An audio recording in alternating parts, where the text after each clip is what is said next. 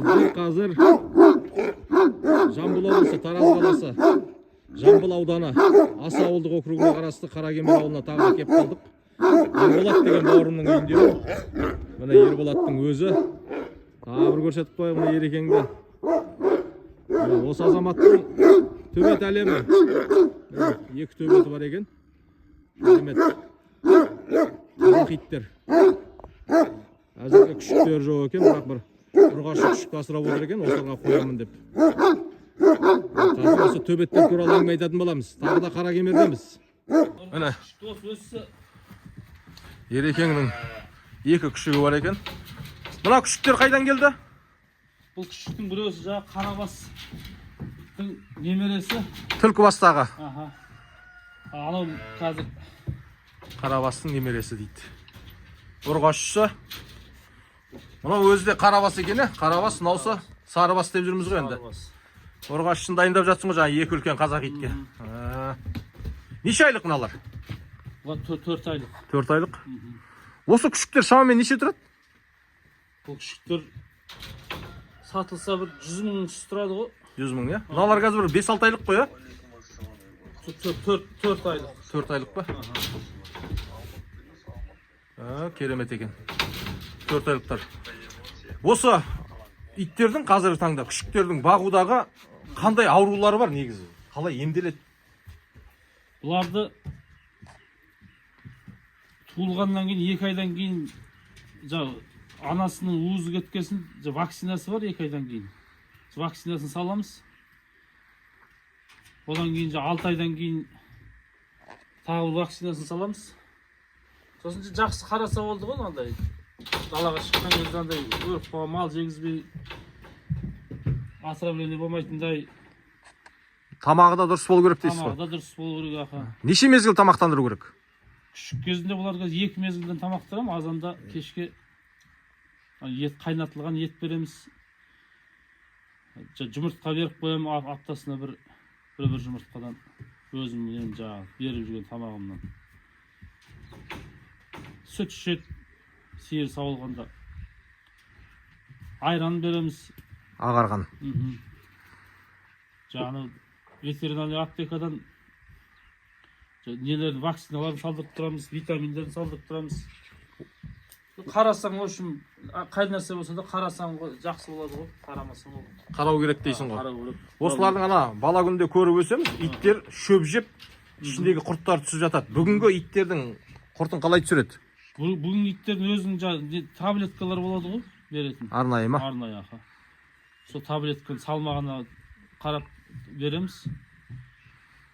Бір айда неше теңге жұмсайсың осылардың тамағына, дәрі-дәрмегіне? Бір айда бұларға килограммдап ет алып беріп тұрамыз. Екеуісіне бір 20 мың, 30 мың. 20-30 мың?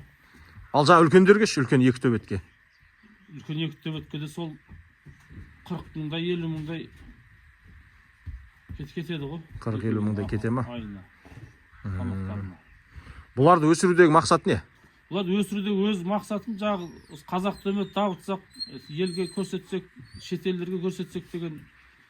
Өз мал шаруашылығымен айналысамыз. Мысалы, тетауық ұстаймыз, көрдіңіз жағы. Анау ертең фазендаға барғанда аң көп жабайаңдар, түлкі деген, қарсақ деген сондайлардан қорғайды. Қасқыр болса қасқырға да қорғайды. Өзі баққан иттердің ішінде сол қасқырға шапқандары бар ма? Қасқырға шапқандар жоқ, енді өтірік айтпайын, ол біздің төңіректен қасқыр жоқ, бұл төңіректе. Қасқыр жоқ қой. Енді осы уақытта бірнеше төбет бақтыңыз. Ең бір мықты, атақты, қолдан шығарып алған бір Әттеген-ай деген итіңіз туралы айтып жіберсеңіз. Енді анау айтқанда атақты төбет болған жоқ па? Қарабас деген төбетім болды енді. Осы былтыр Картайда фазенда жақта жүр. Оның алдында бір қоңыр төбетім болған. Сол жақсы төбет еді, ауырып бір 3 жасында ма, 4 жасында ма сол ерте өлтіріп алдым ауыртып. Олардан тұқым қалды ма күшік? Сол қаматы солардан. Енді Алла қаласа осында екі яласы сары мен ақ өзіңіз көргенде солардан мынау сары басы осы өссе Алла қаласа ұрғашы. Осыған тойып осыдан күшік асақ деп отырған. Дұрыс, тамаша, сәттілік. Осы төбет бағатындар қандай кемшілік жібермеу керек, қандай қателіктер істемеу керек? Қателіктер енді ешкімге зиянымыз тимеу керек қой. Мысалы малға шаппау керек, ондайден ұстамаймыз. Адамға шаппау керек. Өзіңіз көрдіңіз ғой, кейбір иттер ғой, босанып кетсе не ақса адамға шауып, көршілеріміз зиянымыз тимеу керек, жан-жақта отырған. Жақсы қарау керек, тәрбиелеу керек дейсіз ғой. Тәрбиелеу керек. 2 күн 3 күнде прогулкасын жасап тұру керек атқа мінгізіп. Сонда ашуланып тұрған ит жүгіріп келгеннен кейін ашу тарқайды. Сондай көп қонды бұл.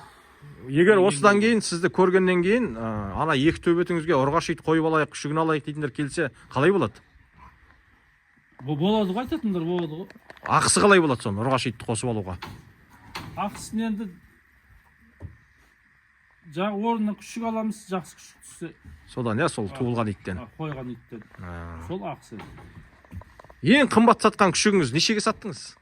Болды ма сондай? Ең қымбат сатқан күшік өзімде бір 50 мыңға саттым, 50 мың 60 мыңға. Бұрынырақта ғой, ертеректе. Ертеректе. Ал қазіргі таңда бір өзіңіз ниеттеніп, бір осы бір азаматтың итінен күшігінен алсам деп жүрген бір армандап жүрген бір күшік ит бар ма өзі? Қай жерде ол? Қай қалада, кімдікі? Пока ондай енді жоқ енді. Өзімнен шығарып көрсем деп тұрмын ғой. Екі ақ пен сары. Өзіңізде жеткілікті дейсіз ғой? Өзімдікі жеткілікті. Тамаша. Ал енді төбеттерді көрдік. Қазір жақындап көреміз үлкендерін. Бір күрке тауық көрейікші. Күрке тауық қызық болып тұр. Күрке тауыққа барайық. Міне. Үйдің күзетшілері қандай керемет. Қазір жақындап көреміз енді. Әзірге жақындауға қорқып тұрмын. Ереке, мына шаруашылықта үндік бар екен. Түйе тауық дейміз ғой енді. Өткенде түйе құстарды көргем. Бұны не істейсіздер бұны? Бұларды асыраймыз. Осы наурыз айында мекіштерін басады енді. Жұмыртқалайды ғой, жұмыртқа басады. Жұмыртқалайды. Сосын 150-200-250-ге дейін балапандар 21 жұмыртқадан саламыз әрқайсысының астына. Соларды Алла қаласа шығып жатқан жағдайда өсіреміз. Енді осы 2 күн 3 күнде қыстаудан жайлауға көделі дейді бізде. Жайлауға көшесіздер ғой? Көшеміз Алла қаласа. Алып кетесіздер? Алып кетеміз. Сояқтан бастырамыз. Мынау барлығы аналықтар ғой енді? Екеуі жаңағы ата қораз, қалғаны жаңағы 20 шақтысы не аналықтары. Қазір енді неше түрлендіктер шығып жатыр ғой? 40 кило, 45 кило Германиядан келді дейді, ана жақтан келді дейді, мына жақтан келді дейді. Сондай бір асыл тұқымданы қосып көбейтуге қалай шаруашылық? Ол ойда бар Алла қаласа. Алда 45 кило шығатын, 40 кило шығатын түйе тауықтардан соларды. Иә, сәттілік. Осы түйе тауық ашық жерде отырып, желге қарсы отырып семіреді дейді. Неде қыста аяғынан мысалы өткен сайын бұлардың тамағы жақсы жей береді ғой. Ол күзге қарай тонналап жем жейді. Бас көбейген кезде. Бұйырсын. 200-ге барған кезде, 250-ге барған кезде 15 тонна, 10 тонна сондай жем аламыз бұларға. Жем? Бидай аламыз. Керемет екен. Тыңғылықты қараймыз дейсіз ғой? Тыңғылықты. Нағыз бұлардың семіретін уақыттар сол декабрьде ғой. Жақсы. Ереке, басқа төбетке барайықшы. Төбет қызық болып тұр. Төбеттер әдем болып тұр. Ал Ерекеңнің төбет әлеміне кіріп бара жатырмыз. Жақындайық көрейік.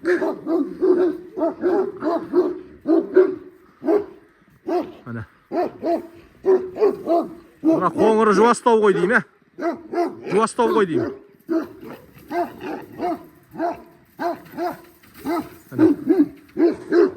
Ауыр салмақтағы.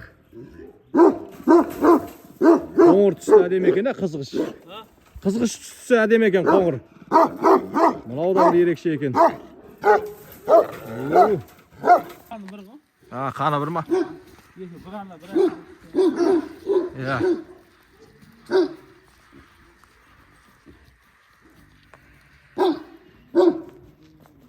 Әдемі көрініс. Есінің келгенін көрді, дереу еркеліп тоқтай қалды. Қандай керемет көрінісі. Жаңа ана итке бардың деп, маған келмедің деп қызғанып тұрды ғой дейме? Мен ұстамадым деп тұр ғой. Қызғанып тұр ғой. Бұл күшік кезінен ғой өзіңізде? Күшік кезінен аха. Қандай керемет міне. Тамаша. Еке мына түстеріне қарасам да ала қоңыры әдемі екен да, сосын басы да бітім бөлек. Мынаның аузы енді салбырап шамалы болып тұр. Екеуінің бір қандай да бір тұқымнан түссе де айырмашылығы бар ма? Айырмашылығы болады ғой да, аха. Анау енді қоңыр шапшаң аң ұстағанға неге түлкі қарсақ сондайларды қоймайды анау. Не фазенда. Екеуінде салмағы бір, е? Салмағы бір аха 72 салмақта. Жақсы қандар бұл екеуі. Әдемі екен, маған да ұнады.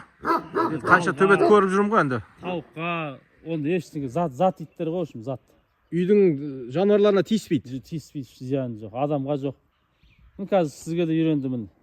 Қайыт болса да а дегенде бөтен адам көреді ғой. Иә, дұрыс. Оның табиғи қалыптасуы ғой, өзі табиғи жүйесі ғой, сол инстинкт дейді ғой. Алғашқыда сес көрсетеді, сосын үйренеді. Әдемі екен. Сәттілік ереке, аман болсын. Денсау болсын, үйренсін. Көбейсін төбеттер. Ендігіде осы қорада бір 20-30 төбеттің тұрғанын көрейік та. Сол күнге жетейік, е?